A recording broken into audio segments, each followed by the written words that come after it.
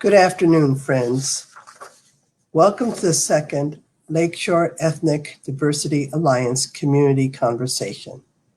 We have started these conversations and will be having them weekly. It is our hope that conversations are taking place that will help us find common ground and address racial and ethnic inequities that are present in our country. The Lakeshore Ethnic Diversity Alliance, also known as LEDA, can help find common ground. I am Gloria Lara, and I'm honored to be the Executive Director of the Lakeshore Ethnic Diversity Alliance.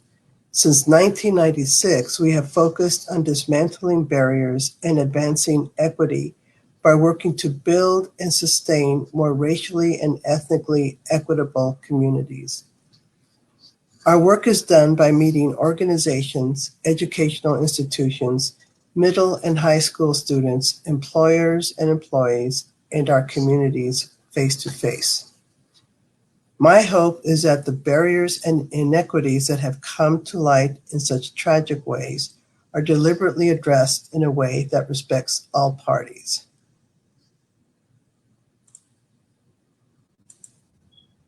And now I am pleased to introduce Vanessa Greene. Vanessa is currently the Associate Dean of Students and Director of the Center for Diversity and Inclusion at Hope College in Holland, Michigan.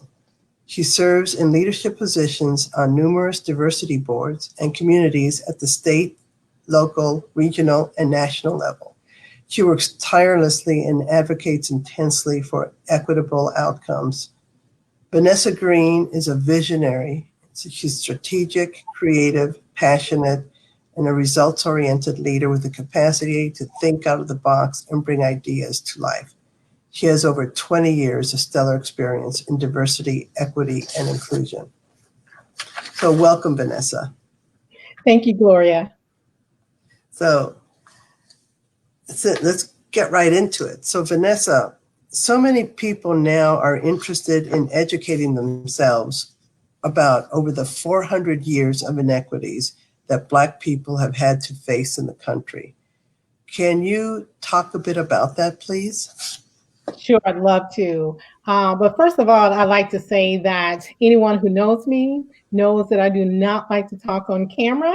So for the love of you, Gloria, and LEDA in this community, I am doing this. And I want to thank you for setting this platform and for inviting me to the table to join you in this.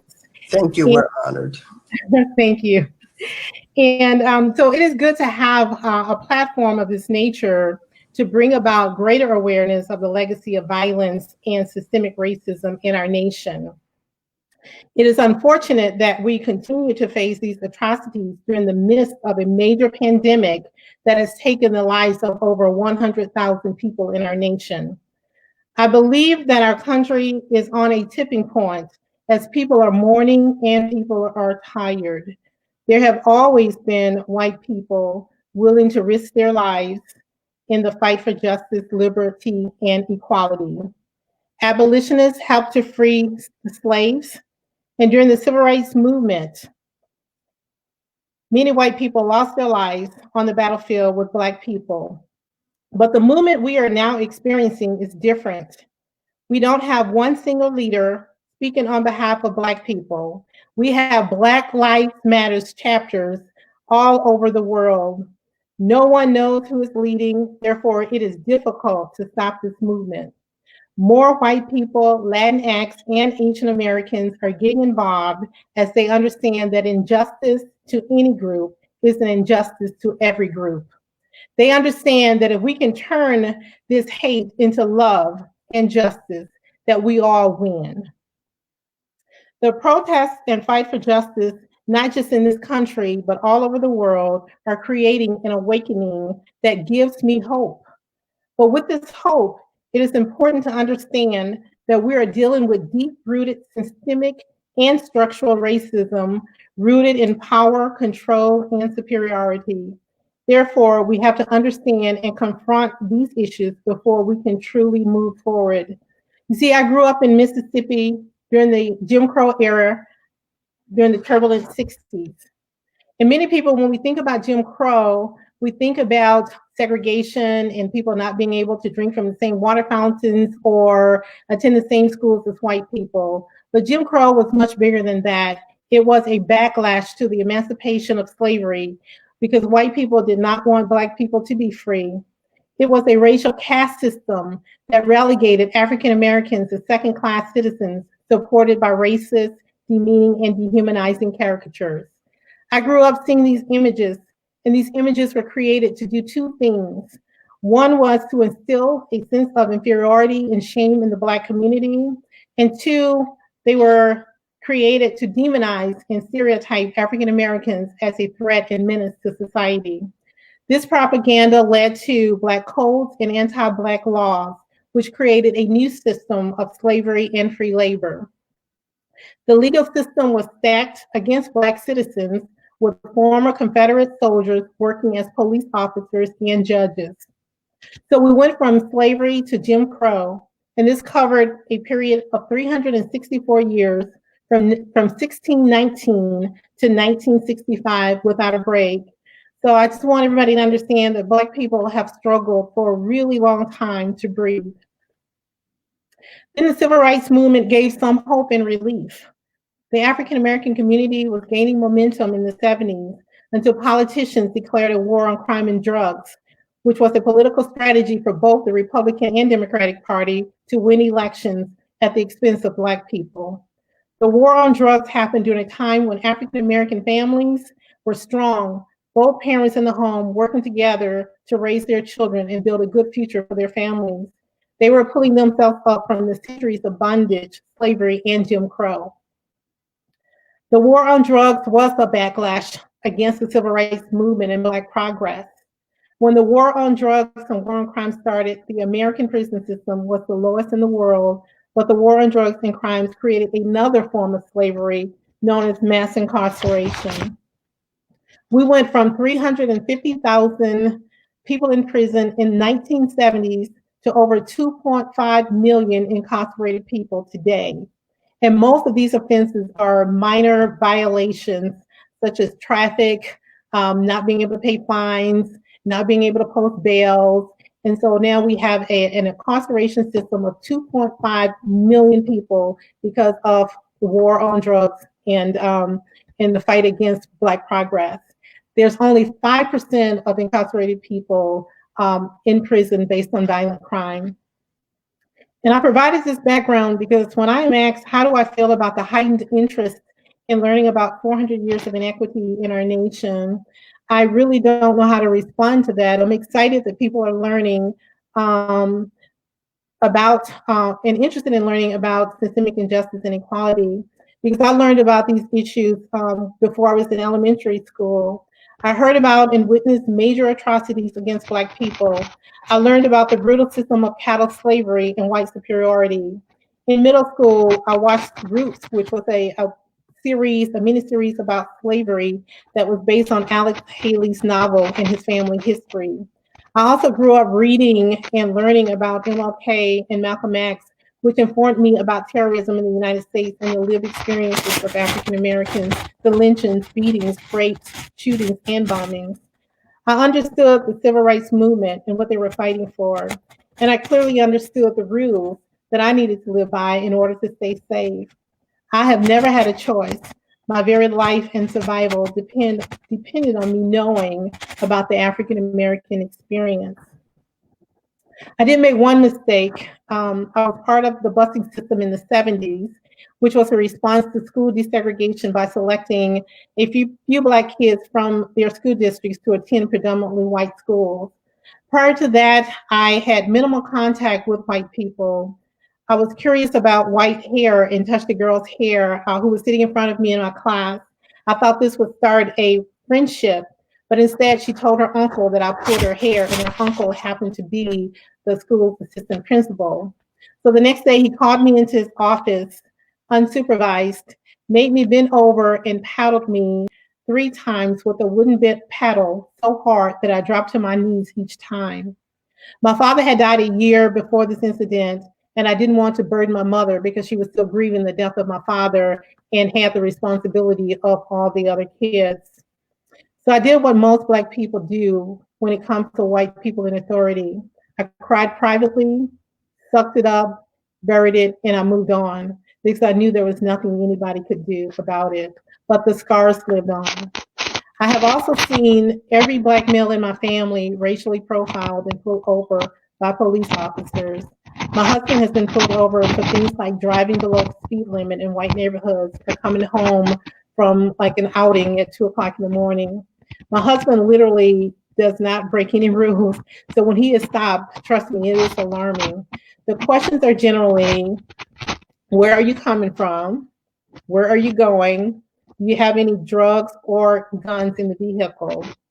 They then do a background check, come back and let him go as we sit in terror wondering what would happen next. Things like this happened multiple times. My brother was pulled over by cops, and within seconds, 6 police officers yelled at him to get out of the car with guns pointed at him. He was accused of driving a stolen car. After showing the title, proof of ownership, and proof of insurance, he was still arrested and treated inhumanely. His wife posted bail the next day, and he was released and not charged. But the fear and scars live on. These are the reasons the Black community at large is so angry. And we didn't just get here over the past 3 months after the murder of Ahmaud Arbery, Breonna Taylor, and George Floyd. Or when Amy Cooper called the cops on a Black man in the park claiming he was threatening her for asking her to put a leash on her dog. We have been here since 1619, and 400 years is a mighty, mighty long time for Black and Brown Americans to endure the hate, brutality, inhumane treatment, and terrorism we have experienced in the country we call home. So when I saw the murder of George Floyd, my heart ached. My soul ached. To see a police officer pressing his knee on a man's neck for nearly 9 minutes as he cried out over and over and over again, "I can't breathe," until he became so desperate that he called on his mother who had passed away 2 years ago.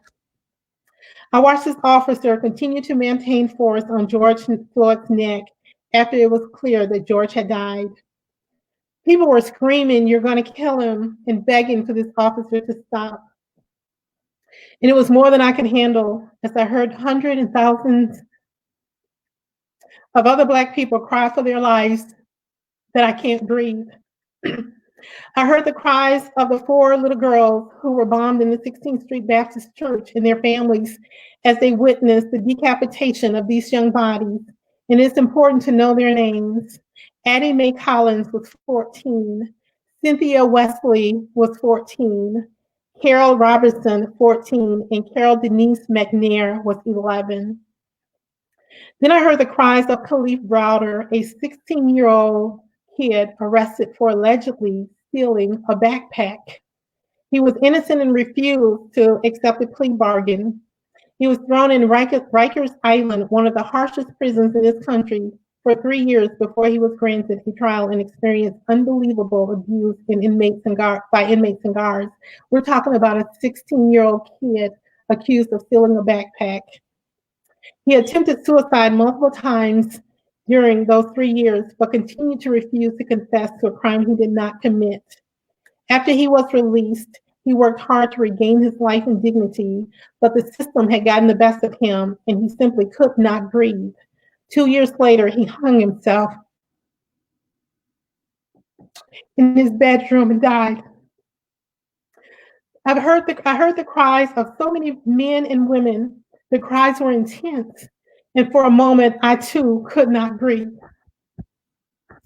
I believe it's hard for most people with a conscience to breathe after witnessing the cold-blooded murder of George Floyd. If it had not been videotaped, it would have been dismissed and no one would have cared. But the video was powerful. It revealed every angle from the beginning of the contact with this police officer to George Floyd's lifeless body being thrown on the stretcher into the ambulance. There was no question about his resistance, but it's unfortunate that it took this much proof before the world would take notice. So it is encouraging to see so many people from all over the world walking alongside Black people, proclaiming that yes, Black lives matter too. This level of compassion, empathy, activism, and visibility are essential to building awareness and demanding justice. So we can't miss this moment of collective pain. We must leverage the deep engagement of people to make good on this moment. We have to go beyond niceness, education, marches, and protests. We need to work collectively to destruct systemic and structural racism and build new systems. And change is not going to be easy, as systemic injustice requires systemic change, and people have to be in it for the long haul. And some things that you can do immediately and consistently is meet with your commissioners and hold them accountable for serving you. Join committees and promote diversity, equity, and inclusion programs and efforts. Run for political offices and donate to organizations that's doing this work. And Gloria, I'll stop there. Well, Vanessa, this is very powerful, of course. And then when you condense it into a few minutes, I've been looking at the comments, and there's a lot of people that are angry, because who wouldn't be if your ancestors had been treated like that, and if your family had been treated like that for basically the color of your skin, nothing else. So thank you for expressing these thoughts and making it so personal, because I know that was difficult. So let's move to the future now. We have a moment in time when people are really focusing on, how do I find out more about this? How can I present myself as a white person who understands and who cares? I was just on the Amazon site this morning looking for some books, and to my surprise, the books are sold out, which is amazing. I think you were going to say something about that, Vanessa? Yes, I think that that I've heard that, and that's really amazing. I was watching Oprah Winfrey. She had a panel of people talking about the issues that we're facing in society now, and it was so funny because she said she couldn't get one of the books that she was looking for, and then other people had said that they're selling out as well. So yes, that is a marvelous thing, and it's exciting that people are really looking at ways that they can invest in their own self-learning, and looking for resources that can provide them opportunity to grow and learn more about this history, because there are so many resources available, resources that are written by people from all backgrounds, because we're experiencing a lot of things right now with Black America. But when I think about Native American and resources that are available to learn about the experience of genocide against Native Americans, and then the experience with African Americans and Latinx and Asian Americans. And so there's just been so many different kinds of systems and injustices that have affected people from all backgrounds. And I think that it's important for society at large, for especially white America, to find these resources and to seek out these resources so they can do the hard work in self-educating themselves and gaining tools to take action that's going to be able to make a difference, to break down some of these systemic systems. So can you elaborate a little bit about some of these resources that you find particularly that people have told you have been very useful to them, about some books, either for children or for adults, and then different videos? Well, we can go on a little bit, but some of them that you might want to recommend. And for those of you watching out there, we will be posting a list of resources on our website shortly. We're having to move quickly in order to try and stay ahead of the request, but I think we need to put in an extra web page that's just focused on resources. Yeah. Vanessa? Sure. One that I have lots of resources that utilized, but one I mentioned the 4 girls who were killed in the 16th Street bomb. And so there's a woman by the name of Carolyn McKinstry who wrote a book called While the World Watched. And it is so powerful because often we only think about the bombing that happened at the 16th Street Baptist Church, but in Alabama during the civil rights movement, bombing in the Black communities where it happened pretty much every day. And as kids walking to school, they heard bombs, and bombs were happening like across the street that shattered windows in houses across the street, and lots of people were killed beyond the 16th Street Baptist Church in that time in Alabama, based on bombs, lynchings in the 90s. So Carolyn McKinstry's book, While the World Watched, and she was also part of the 16th Street Baptist Church community. She was a youth in a youth secretary. And the only reason she didn't get killed on that morning because she had gone into the bathroom and greeted her friends, and she was serving as the youth secretary that morning. And when she ran upstairs, the phone was ringing, and the KKK was on the other end and said 15 seconds.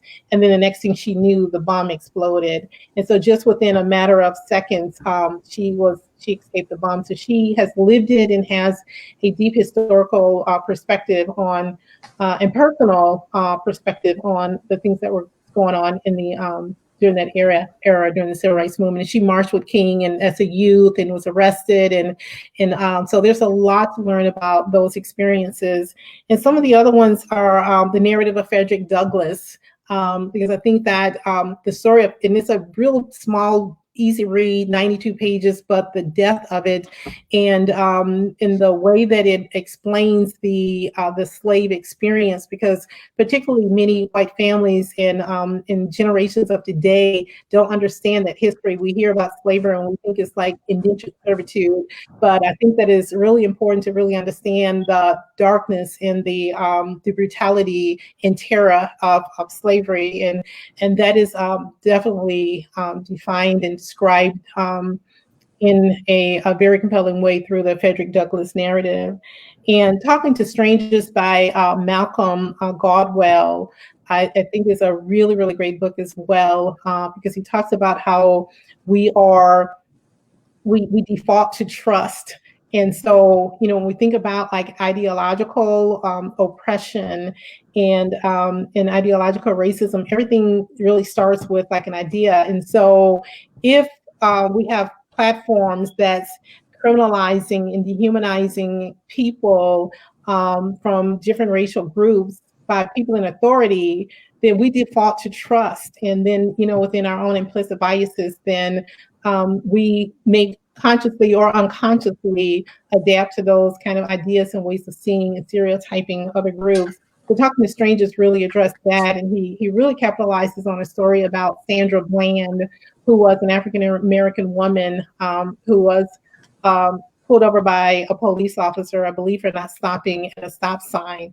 And when he pulled her over, she didn't understand why he stopped her. And then she ended up lighting a cigarette, and he yelled at her and asked her to pull the cigarette out. And she was in her car, and she simply asked the question, why do I need to put my cigarette out? And then it escalated from that. And he ended up yanking her out of the car and arresting her.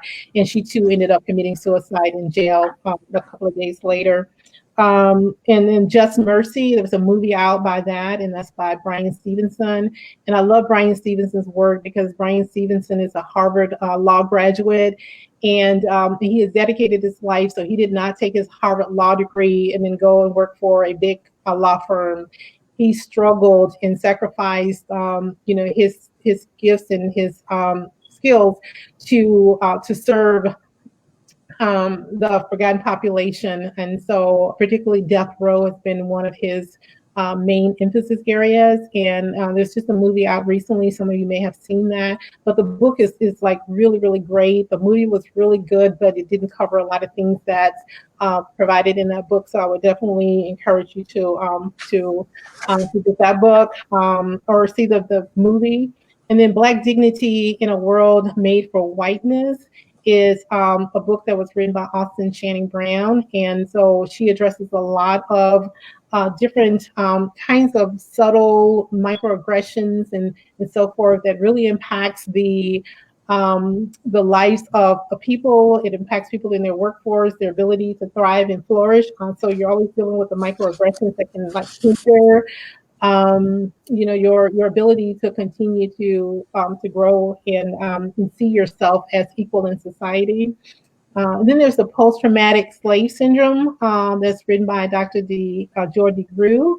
And Dr. Jordy Grew has been in the Ottawa County area multiple times. She's spoken at Grand Valley. I think she's spoken at LEDA before. So we're pretty familiar with Dr. DeGrew. She's phenomenal. And so her book on post-traumatic slave syndrome, I think, would be a great one. And then there's Raise Your Voice by Kathy King. And I think that looking at books from people from other like ethnicities, I think that it helps to also understand the magnitude of the problem with superiority and the way that systems are structured to really impact and really marginalize communities of color. And in the country we love is a book about immigration and deportation and how that affects families and communities and in the youth in our society. And so we definitely can't forget like New Jim Crow, written by Michelle Alexander, because it really talks about like mass incarceration and the construction of that system and how it has led to the prison industrial complex that has really created great wealth for a lot of people. And so when you're building like prisons or any kind of like organization or business that you build, then you've got to make sure that business is successful. And so the prison industrial system is a big revenue generator and enterprise that's making a lot of people rich off of these all these new laws and violations that have been like instituted. Just minor little fractions of violations can cost people lives and make it very difficult for them to get back on track in life. So those are some, and then there are a few white authors, and there's so many more, but I'll just talk about a few that I really like. And one is The Time Is Now. And this book is written, it's called A Time Is Now, A Call to Uncommon Courage. And it's written by Joan Chittister, I believe that's how her last name is pronounced. But she's considered a beloved nun and activist, social activist. And her book is A Call to Arms. It's a faith-based guide for activists and anyone disgusted with today's political and cultural climate. And then there's a book called Dear White Christians that I love, and it's written by Jennifer Harvey. And it's also a faith-based anti-racist framework. And White Fragility by Robin DiAngelo. And that's a really great book. And she has lots of videos as well that talks about her work. And so it's called White Fragility. And when we think about fragility, we think about it generally in a context of weakness. But fragility in this context is really rooted in strength, and it's rooted in like systemic also ways of silencing and maintaining the status quo. So when people are speaking on topics that make people uncomfortable, then the best way to silence is to really get defensive about the things that they're talking about. And so really it's a form of strength, and it's a way to kind of maintain structures and systems the way they are. Because generally people go and they'll come back and say things, well, maybe we shouldn't talk about this, or maybe we've had enough, talks. Gloria is having these talks like once a week. And so, but this thing, if we're going to make progress, we have to do the hard work. You have to talk about it all the time. And the last resource that I will share is the Bible. Like, I am a woman of God. I love the Lord, and the Bible is my guide.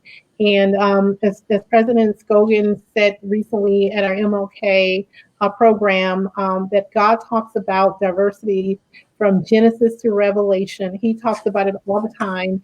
And it's something that we need to not only just talk about, but we do need to talk about it in order to understand the issues and the dynamics. But we have to go beyond the talk into working together in unity and brotherly love, and understanding that God has created us all in his likeness and his image, and he has given us and equipped us to be able to change and transform these systems, because he said that there is power in us.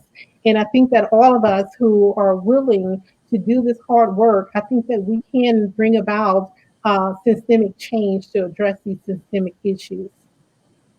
Wow, thank you, Vanessa. You've given us a lot of resources, and I know that there are a lot more that you've shared with me that we'll post links to that on our site. I'd like to wrap it up soon, but before we do, you mentioned the MLK celebration on the Hope College campus. Can you just sort of share with us a little bit about the climate on the college campus now? I know the students are gone. They're not right now in person, but I know that you probably have been interacting with a lot of them. And what is your office seeing in terms of student response and concerns? That's a really good question, Gloria.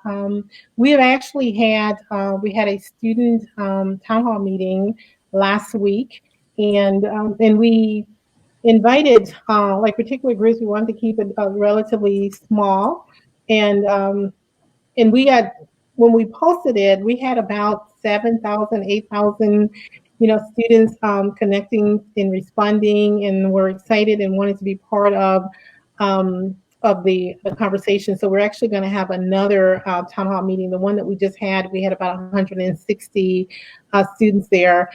So because they're not on campus, I don't have a good gauge in terms of how all students are responding, but I can tell you that for our students from our diverse groups, they are really feeling the weight of it all. We have students who are in their cities, they're out protesting with the protests that's going on in their cities. And so I think that what we're seeing across the nation, I think that we're getting a similar response from students at Hope, and people are reaching out.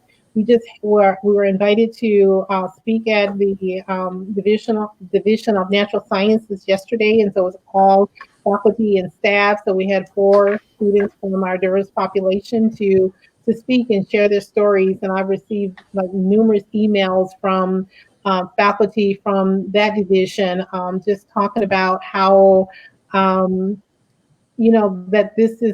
they've attended and heard these stories before, but there's something different this time. It's like their heart is open to listen. So I think that time will tell, because this is like hard, long, sustainable work, and we need people to be in it for the long haul, because we can't walk away from it. But yeah, I think that I'm getting a sense that that people are listening. People are listening, and so we just have to figure out prayerfully and hopefully that that we will go beyond the listening, and really roll up our sleeves collectively, to build a better world and a more diverse, equity world. Before we leave, I also wanted to there were some other things that I wanted to talk about, a couple of things that we also could do, because when I think about so we're looking at action, but there are a lot of organizations that is doing hard work that really could use support and volunteering, and also support in funding support. And 2 of those organizations that I'd like to mention, like within this particular community, and actually I'll mention 3, and forgive me for others if I don't mention you, but LEDA, for one, is doing great work on anti-racism. And so one thing that we can all do is go into our pocketbooks and support this great work, and provide funding support, but also volunteer support. And then we have a new office within Ottawa County, the Diversity, Equity, and Inclusion Office, and it is a government office that has been created to provide support to the county and to the community.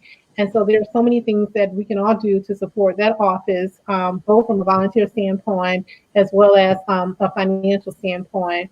And then there are national organizations like Black Lives Matter that we can support. And I'd encourage you to go to the Black Lives Matters website, the NAACP website. I mean, there's just so many things that resources that they have and that provide opportunities and ways that that we can, in addition to marching and protesting, provide that kind of volunteer support work and the financial support that's needed for them to operate and succeed in their work.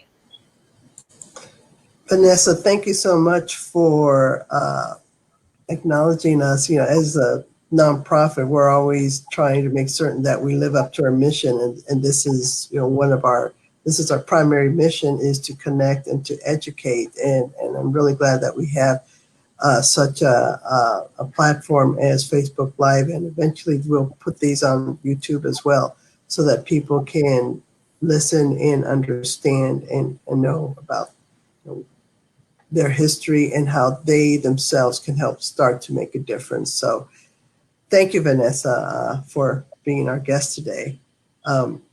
Next week, first of all, let me talk about our summit just for one quick minute. It is on July 21st, 2020. This will be our, I believe, 21st summit. We've been having it for many, many years, but this will be a virtual summit because of COVID-19.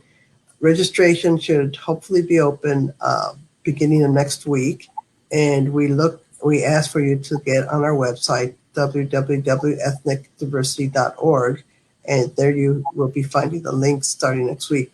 But we'll also have it on our Facebook page as well as our other social media, and we will be sending out emails to those of you that are currently on our email list. So thank you, Vanessa. So next week, thank you for watching, and next Wednesday, June 17th, we will be talking with Dr. Fred Johnson III from Hope College in Holland, Michigan. We will be exploring, among other topics, the history of the Black church in the United States and how it connects to the world today. You will be able to, like I said, find our Facebook Live events on our website shortly. Thank you again so much for your support. This is something that LEDA is well positioned to do. So if you have suggestions for future guests, please put them in the chat and email them to us as well. So thank you until next week. Goodbye.